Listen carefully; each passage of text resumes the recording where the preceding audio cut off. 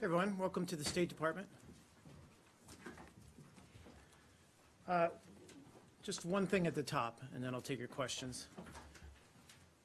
The U.S. Department of State mourns the loss of Richard H. Solomon, a distinguished diplomat, peacemaker, and scholar who devoted his life to building bridges between the United States and East Asia. His public service career included positions as senior staff member on the National Security Council, Assistant Secretary of State for East Asian and Pacific Affairs, and the U.S. Institute of Peace's third president.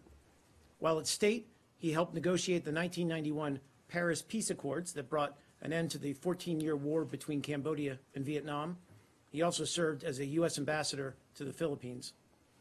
And, worth noting, he's also the father of Jay Solomon of the Wall Street Journal. And we extend our condolences to Jay and to his entire family.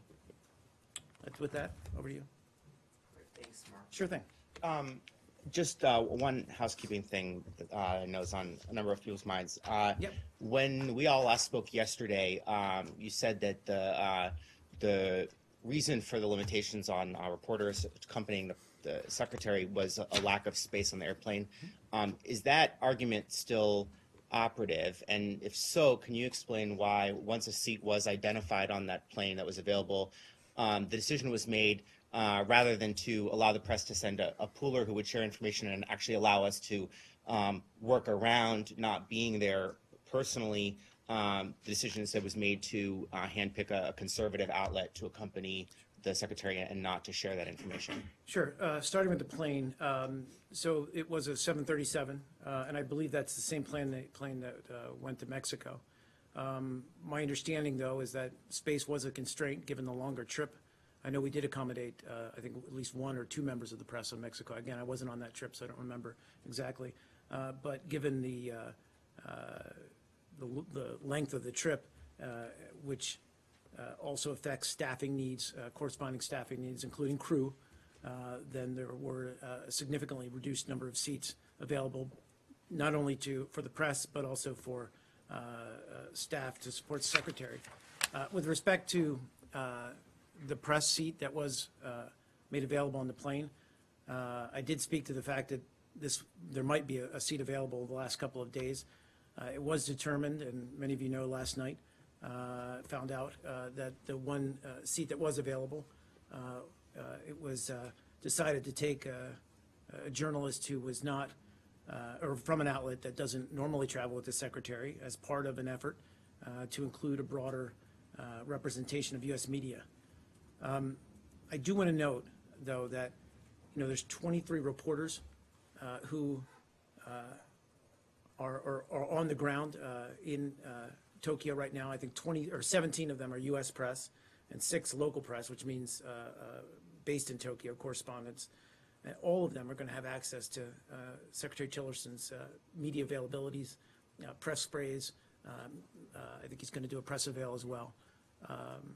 So we are making every effort to accommodate the press who want to cover this trip. Will those reporters have the access to all of the same information as the reporter that was selected to? Well, again, I can't exclude, and again, I'm not on the trip, so I can't speak to what additional access may be provided to this reporter. I just can't confirm that. Please. Okay, you said that this is part of a broader effort to include a broader participation of U.S. media. Mm-hmm. But by doing that, if there was, first the State Department said that, there was no press. Then it was because of budget constraints and time constraints and space constraints.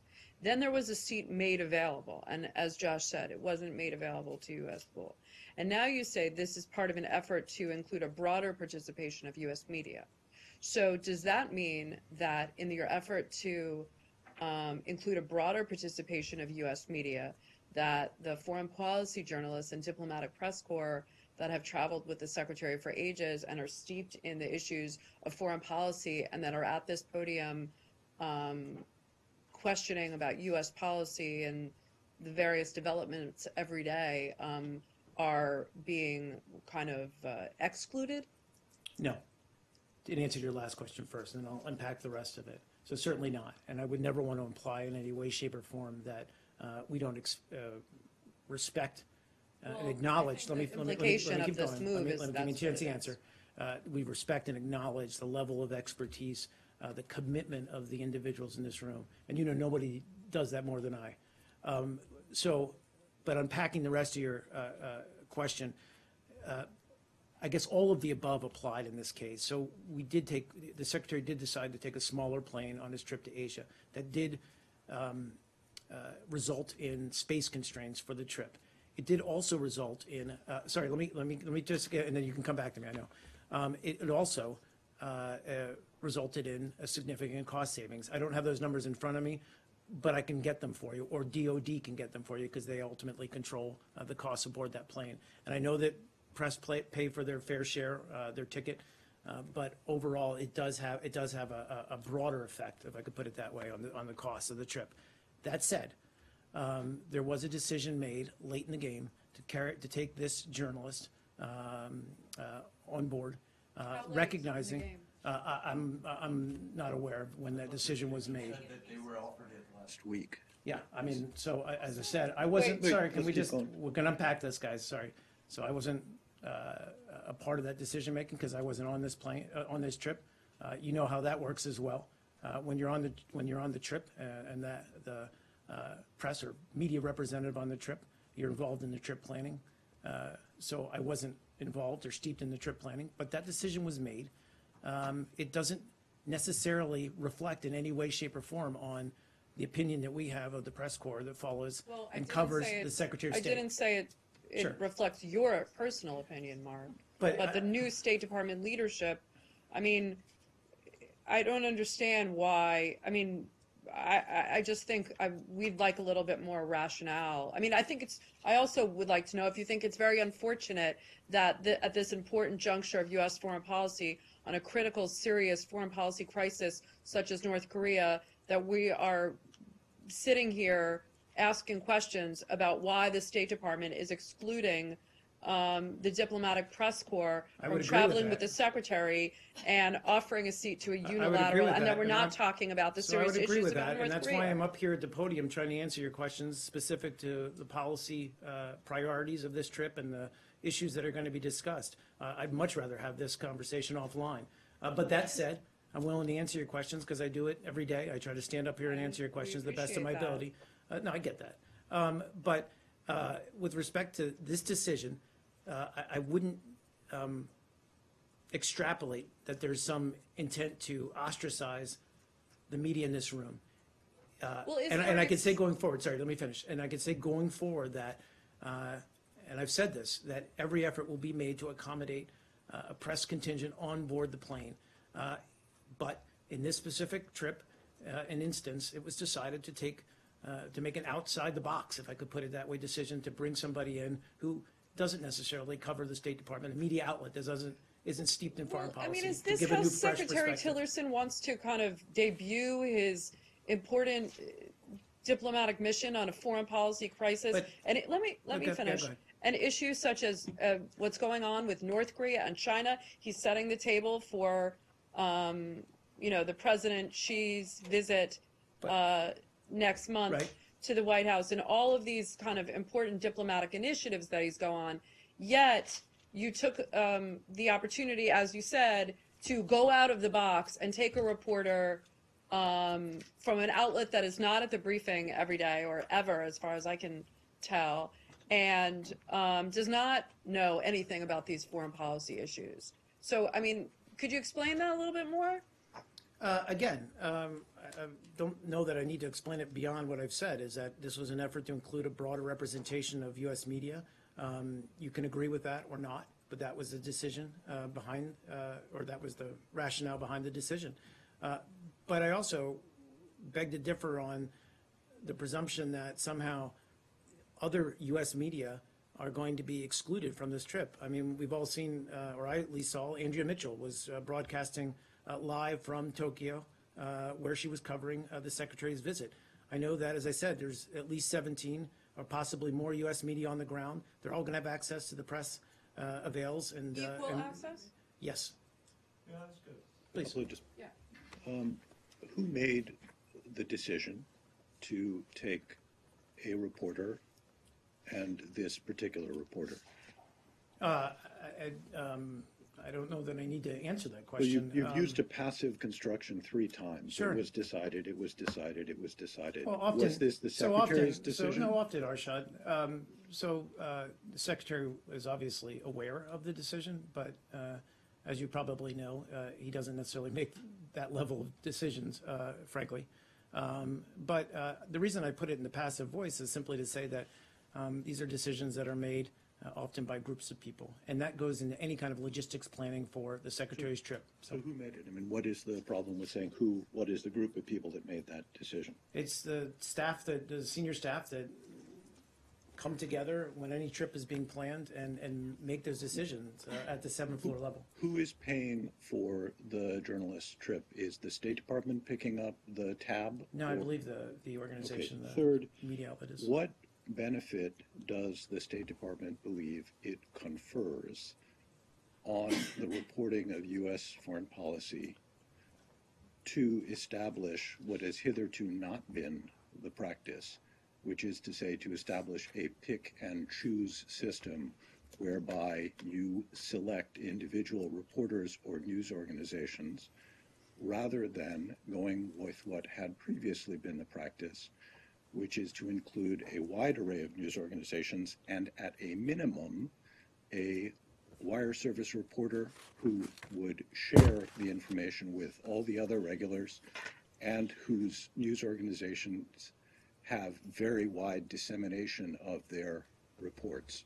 What is the advantage that this confers in the department, the secretary, or the group of people who made this decision view? What is the diplomatic or other advantage you get? Answer that, and then I understand there's a lot of questions around this issue. I'll do my best to answer a couple more, and then I'd like to move on if that's possible. With respect to your question, what was the advantage, or what was the, I'm sorry, one more time, what was What the? is the advantage to this? I There's think- been a practice of having a wide group No, I of people, and understand, at a yeah. minimum of having a wire reporter Or a newspaper. or a newspaper, but No, I- historically it's more often been wires, but yes, or a No, newspaper who I- share I- the I information with freely everybody understand- and it goes I- out everywhere. I acknowledge and What's the understand advantage? and appreciate So what's the your, concept what's the behind, advantage here? pool What reporting. is your Yeah. advantage here? What is the benefit? Again, I think, this is just an attempt to reach beyond the usual suspects, and I'm not trying to say that in a demeaning way at all, but it's just to Suspect say, is not demeaning? I'm using a term of art, a cultural term of art, or everyone knows what that means.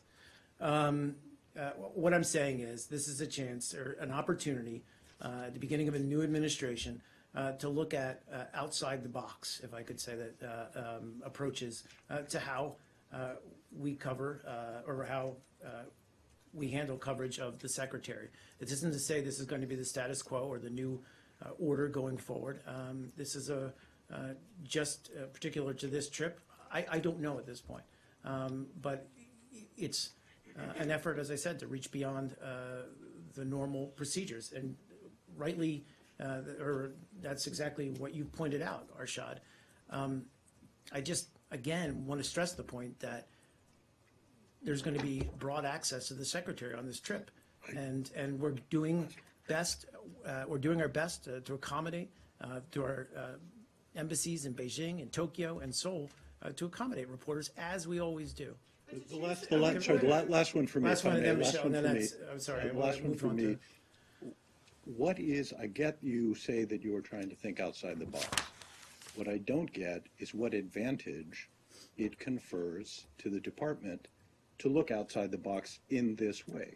What does it get you New to have a reporter perspectives, on there new- that is not filing to the rest of the press corps and that does not appear to have longstanding knowledge of these issues? What advantage is there? New audiences, new perspectives. This is a conservative outlet. Again, A friendly audience? again, I'm not going to speak to, I mean, look, we can dissect, the cross-section of U.S. media, and we can spend the rest of the briefing doing that. This was a choice that was made to do something differently. That's been done for many, many years, as we all know. I can't say that it's going to be the policy going forward. I just can't speak to that. But at the same time that we're doing this, we're experimenting, if you will, taking it in a different direction. We're also meeting our obligations to provide access to reporters who want to cover the trip. Did Michelle, the, go ahead. did the department feel like, I mean, because something has been done for many, many years, there's obviously a reason that it evolved to be that. So this indicates that the department feels that there was something wrong with that setup, which got the message to Not the at all. broadest. I don't think so. I think it's, again, just because you try something new and different, it doesn't mean necessarily that you're saying what you've been doing is wrong. Look, we all know that there's a very time-honored system for how we cover Secretary of State trips. I understand that. All of you understand that in this room. This is a little bit different way of doing it. Again, I'm not saying this is going to be the norm going forward. We're also, at the same time we're doing this, allowing this, we're also providing support for. Can we move beyond this? Hold on a second. What's involved in this decision? No. Wait. I just want to ask a quick question about the Human Rights Council. So it's been reported that Secretary of State sent a letter to 9 nonprofit organizations saying that there needed to be reform or the U.S. might withdraw. And his words quoted in the article are, the Human Rights Council requires considerable reform in order for us to continue to participate. So what's the process here? Is there like a kind of probation period and then after which the U.S. might withdraw from the council? And I have a follow-up after that. Sure. So I don't want to speak to the contents of what was a letter between Secretary Tillerson and these NGOs. But I think speaking to the broader question, a couple of points to make. One is that our commitment to human rights and fundamental freedoms is stronger than ever. Our delegation is now at the 34th session of the Human Rights Council. It's actively engaged. But the United States also continues to believe that only UN member states with strong records of promoting and protecting human rights should be elected to the Human Rights Council. I think our future engagements with the Council will consider the Council's actions with an eye towards reform to more fully achieve the Council's mission to protect and promote human rights. So I think this is an eye towards greater accountability and greater transparency with respect to human rights. I'm not predicting we're going to walk away from the Council. What I will say is that we're going to hold the Council and its members more accountable and urge greater accountability and transparency. So what do you mean by future engagements? Future engagements will consider the council's With the actions, Council. is it? Yeah. Working with the Council and the members of the Council. So you might decide not to work with it, but not walk away? Like, Again, I don't want to predict that we're going to walk away from it. I think at this stage now, we want to try to urge greater accountability and greater transparency on the part of the Council. Accountability and transparency. Is there a reason why we moved away from the subject that we were on so quickly? I mean, I wasn't even finished. I feel like we've exhausted it, frankly. Do others feel that way? I mean, People should ask their questions. I mean, if Michelle has another you question, I very think she should be able abruptly to ask moved it. away from the subject. There were a few more follow-up questions. I mean, Go ahead. if you don't mind. Sure. For the White House or whoever made this decision to choose an organization that is not part of the pool and is an obviously conservative website or whatever you want to call it, doesn't that narrow the message and not broaden it? And what message does this send to the American public and the rest of the world? I think it sends a message that we're willing to look at new paradigms with our approach to the media. Again, while at the same time ensuring that traditional media has full access, and non-traditional media for that matter. You were asked, is this person on the plane going to have more access or going to have some kind of additional opportunities? And your answer was you didn't know. And that's another question that I have. If you are the press spokesperson, Michelle, why do you not but know? why should I mean, the fact of the matter is, I'm not managing this trip. I've been very clear about that in the sense of press access. There's somebody with the Secretary who's dealing with that. But you're the So press with respect to, I spokesperson, understand so that. shouldn't I you know understand that. who's going on a trip 2 hours before the plane takes off? And shouldn't you know what kind of access or not that person's going to have related to the So pool? first of all, Michelle, I'm not necessarily going to lay out what access this individual might have or might not have. Frankly, that's between the State Department and this individual. Secondly, I wasn't in a position to confirm this individual's participation or involvement with the trip until shortly before the trip. And I think I spelled it out, or if I didn't, I apologize. But, I spelled it out as after the briefing ended yesterday, I tried to confirm that this individual was on board, but they were already wheels up. And frankly, they were in the air until almost midnight. So I didn't have comms with the plane, communications with the plane. Well, once we did, we confirmed, and I think we put out something this morning. I'd love to. I'd love to. I feel like, and guys, I'm not trying to move quickly away. I think I've answered now somewhere in the vicinity of 10 or 15 questions about this. Let me finish. But guys, we can talk about this offline. This is an exercise in discussing the issues and discussing policies. Respectfully, can't we move on?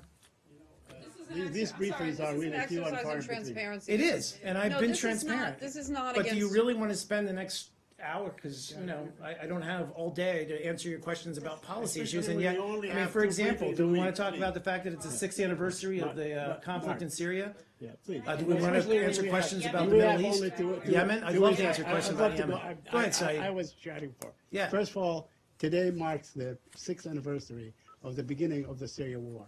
Today, do you have any comment where you are with the Syria war? What is your involvement? What is the effort forward? What is going on? Sure. As you note, 6 years ago this week, tens of thousands of Syrians did take to the streets to claim the right to express themselves freely, call for reforms, and demand justice. And as we all know, President Assad reacted to these peaceful protests with guns, with bullets, and with brutality.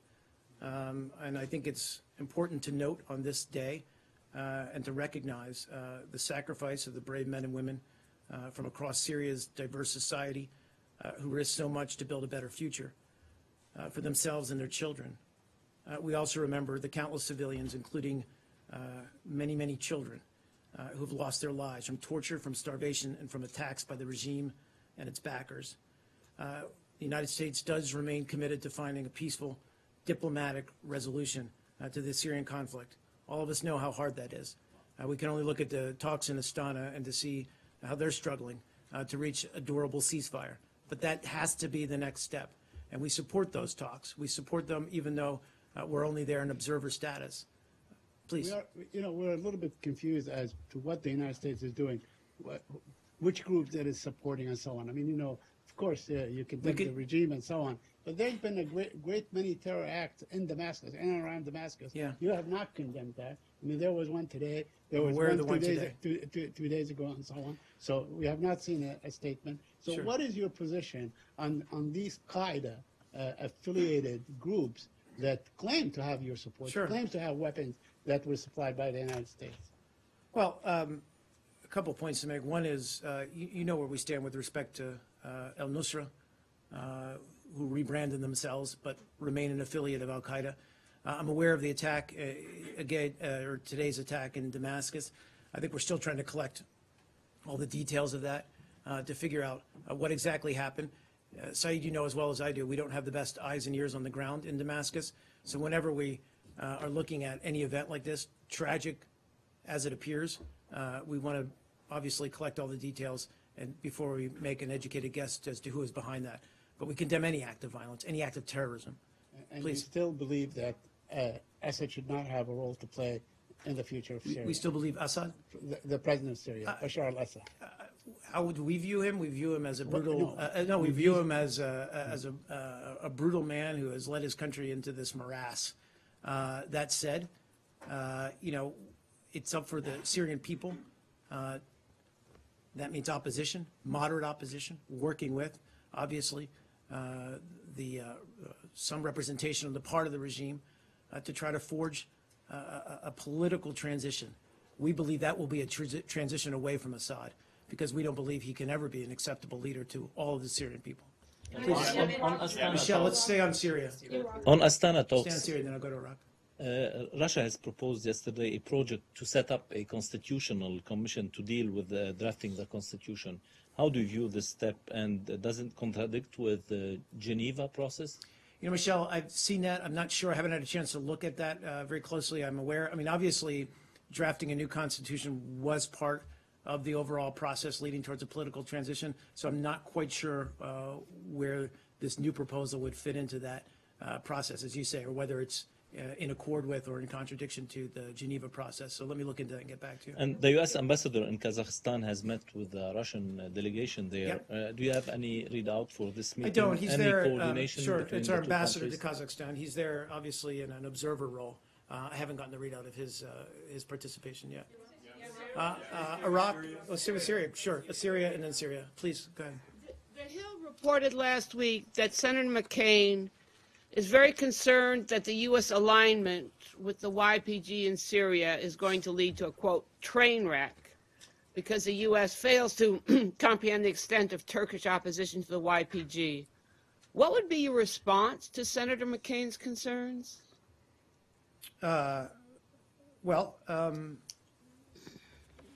We certainly respect Senator McCain's opinion. Obviously, he's a very experienced senator, and he has broad knowledge of global affairs, including Syria. I think we've been clear in acknowledging that it's a very complex battle space in northern Syria. We have chosen to work with the YPG as a part of the Syrian Democratic Forces, which include Syrian Kurds, Syrian Turks, Syrian Turkmen rather, and Syrian Arabs. So a diverse group of ethnicities in order to go after, destroy ISIS. So we're in common cause in going after ISIS, as is Turkey. Turkey also realizes the threat they face from ISIS. But we also recognize Turkey's concerns with respect to the YPG, and that's why we've set out very clear ground rules about the YPG's role, and we've conveyed that both to Turkey and both to the YPG forces who are fighting on the ground. And we would urge, and continue to urge, all parties operating in that space to work and maintain pressure on ISIS. That's the goal here. Everyone agrees in that group that ISIS needs to be destroyed and dismantled and can never again reestablish itself. So we need to keep our focus on that goal. But we also do that mindful of the fact that, of Turkey's concerns with respect to the YPG, and we're working with Turkey. Those are discussions that are ongoing. The Wall Street Journal also reported that there is a debate within the new administration, new people, new ideas, about the wisdom of supporting the YPG or finding some alternative more acceptable to Turkey. That debate is going on within the administration. Is that debate going on in this building as well? I'm not going to discuss internal deliberations. You had a... Okay, sure. One on Syria, and then I'll... Sorry, one more time. Just break it down. So Syria, Iraq, and then I promise you, Michelle, okay? And then I promise we'll get to Asia, too. So Syria, is it still, you noted that this is the 6th anniversary of the start of Syria's civil war. Only a few months after the war began, in August of 2011, former President Obama said that Assad had lost the legitimacy to lead. Is it still the position of the U.S. government that Assad has lost the legitimacy to lead Syria? Yes, but I'll caveat it by saying what I just said to Michelle, which is it's our decision that he's not a credible leader of the Syrian people. It's our, not decision, it's our opinion, given what he's wrought, the devastation he's wrought on his own people. But it needs to be a decision by the Syrian people, and that includes moderate Syrian opposition as well as regime forces on how to transition to a new government. We think one that doesn't include Assad, obviously, but that's where we're at on this. So it's up to the Syrian people to decide. Our opinion is that he's not a credible leader. Please, yeah, Iraq, and then back to Michelle, and then I'll work my way around, I promise. Yeah, Reuters quoted an Iraqi politician, Kamis Khanjar, who said at least 3,500 civilians had been killed in Mosul within the past month. He also said that the mounting casualties came mainly from airstrikes and indiscriminate shelling of heavily crowded neighborhoods. As I understand, neither the Iraqi government nor the coalition had officially acknowledged any civilian casualties in this operation. Does it mean that they didn't happen? I'm sorry, What can you just information do you repeat the have? top part of your question? Sure. Who's made these claims? So Kamis Khanjar, who is an Iraqi politician, he said that at least 3,500 civilians had been killed in Mosul within the past month. He also said the mounting casualties came mainly from airstrikes and indiscriminate shelling of heavily crowded neighborhoods. As I understand, Sure, go ahead. the Iraqi government, neither the Iraqi government nor the coalition had officially acknowledged any civilian casualties in this operation. Does it mean that didn't happen? What No, I information mean, do you have? as I've said many times, if there's credible allegations of civilian casualties as a result of Iraqi security forces' actions or, frankly, of the coalition's actions, then they should be investigated. I just don't have any kind of visibility on these precise or these exact allegations. I can only say that, we stand by what we said before, which is we take every effort in carrying out our own airstrikes, but also in sharing information with Iraqi security forces to avoid civilian casualties. I just don't have any sense of whether these are credible numbers or not. I just can't answer. I can't speak to it. Yeah, please. One more and then Michelle. About visibility, I remember on Aleppo, the State Department cited monitoring groups and credible organizations, like John Kirby would say, to talk about civilian suffering in Aleppo. What information do you have from monitoring groups and credible organizations about civilians in Mosul and what they're going through? Can you cite any reports? I think there's UN organizations on the ground, obviously dealing with refugees fleeing the city. I'd have to get back to you on what are the monitoring groups. And again, it's not that there aren't them. There aren't some there. I don't have precise details. But obviously, we're working very closely, and the Iraqi government's been very clear about wanting to avoid civilian casualties. Michelle.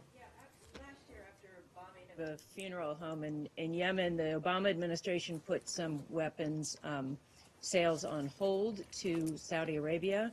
The Saudis seem to think that that's changed now, that the U.S. has given a green light. I want to know what the status is of their request for those sales, and if you've seen any change in Saudi behavior that would allow you to resume those sales. Yeah. Well, we can't comment or confirm any. We can't comment, rather, or confirm or deny arms transfers until they're formally notified to Congress. That's a longstanding rule. But I can say, in answer to your other question, that we do continue to work with the Saudi-led coalition to take steps to mitigate against future civilian casualties. We have, over many times, expressed our concerns to the Saudi-led coalition and urged them, as we've urged all sides, to work towards reaching a sustainable cessation of hostilities. I would also say that, any defense sale to Saudi Arabia or anywhere else would be carefully assessed under the U.S. government's conventional arms transfer policy to examine issues that include human rights, regional security, non-proliferation concerns, but also whether a given transfer is in the foreign policy interests of the United States. And again, as I said, we've made very clear that review and monitoring are an important part of any follow-up that we do with any arms sale. Again, that's not just exclusive to any arms sales to Saudi Arabia. But with respect to Saudi Arabia, we're still working with the Saudi government, Saudi security forces to urge greater restraint with respect to civilian casualties. And was More in Yemen. Go ahead. So your own human rights reports acknowledge countless reports of attacks on, schools and hospitals and infrastructure and whatnot. And when the White House put a hold on that weapons transfer, an official anonymously told Reuters, quote, it's not a matter of how smart or dumb the bombs are, it's that they're not picking the right targets. Do you have concerns, given your own human rights reports, that they're not picking the right targets? Again, I think that's something we've addressed previously, is that, we're working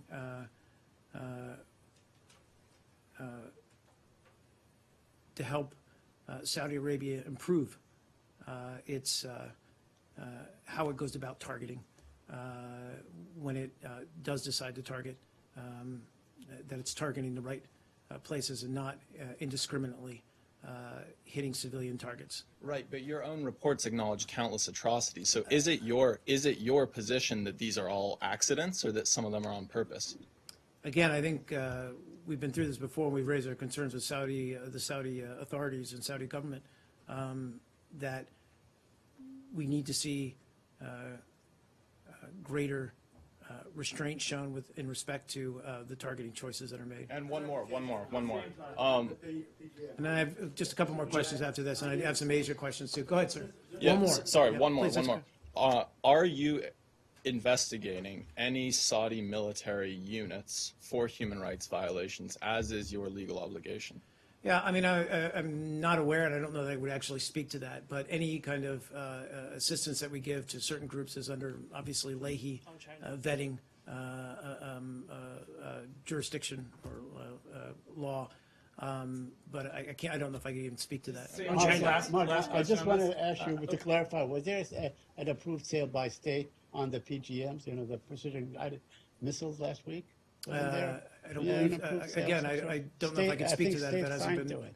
Again, I don't know if I can speak to it if it hasn't been notified to Congress. And just separate from the precision-guided ones, did the ban on cluster bomb sales to Saudi Arabia get lifted? I'm not sure about that, John. The State Department has announced that you guys are going to be offering $5 million for information regarding the murder of U.S. citizen Joel Schramm. Right. That was claimed, the murder was claimed by Al Qaeda. Can you explain a little bit about why the State Department is offering this money now, almost 5 years after the murder, and if it's part of a larger anti-ISIS campaign on behalf of the Sure. U.S. government? So this is, for the broader audience here, the Rewards for Justice program. Many of you know it, which offers a rewards for information leading to the arrest or conviction of any country or any individual that commits or conspires to commit or aided or abetted to commit the commission of a crime, terrorist attack. In this case, the murder of U.S. citizen Joel Schramm. With respect to your question, Kylie, about why now? So this reward offer was cleared by the Rewards for Justice Interagency Rewards Committee and approved by the U.S. Secretary of State. So we're moving forward with our announcement and the placement of the rewards offers on the RFJ website. Unfortunately, this is a normal process, and why I say unfortunately is it does take some time for advertising these kinds of reward offers. But we do think that there's still a possibility that we can follow leads and hopefully solve this case. I do want to just note, because it's worth noting, about the victim for whom this Rewards for Justice is offered, and that's Joel Schramm. And he was shot and killed on March 18, 2012, while on his way to work in Taiz, Yemen, by a gunman riding on the back of a motorcycle who had pulled up alongside the vehicle. At the time of his death, Mr. Schramm was an administrator and English teacher at the International Training and Development Center, which is one of the longest-standing international development organizations in Yemen. And a few days after the attack, it was a terrorist organization, Al Qaeda of the Arabian Peninsula, AQAP, that claimed responsibility for the murder. And I think part of the reason,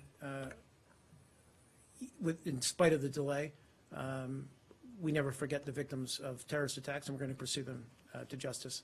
So this is normal timing? It does take some time to process these and to get them posted, but we're still confident we can bring the killers to justice. Israel? Okay. Can you confirm reports that the Trump administration is planning a regional conference in May to deal with the Israeli-Palestinian conflict, and that it would involve regional partners? I cannot. At this point, I don't have any information on that. When we have something to announce, obviously we will, or you might refer you to the White House. In the back, do you want to move to Asia? and then- Iraq. Yeah, Asia. Asia. On North Korea. North Korea. Is there any information on the release of U.S. College student detained in North Korea? Do you have anything on the release information? You're talking about Otto Warmbier, I believe. Yes. No update on him. I spoke a little bit about this yesterday. I mean, obviously, it's still a great concern to the United States. Anytime there's an American citizen who's held overseas, cut off from his family, we believe unjustly held in this case, and we call on the North Korean authorities to release him. We believe that the time or the sentence for his alleged crimes, and I emphasize alleged, is excessive. We believe he should be, as I said, sent home, allowed to go home to his family and friends. And again, I always do this, but I have to do it.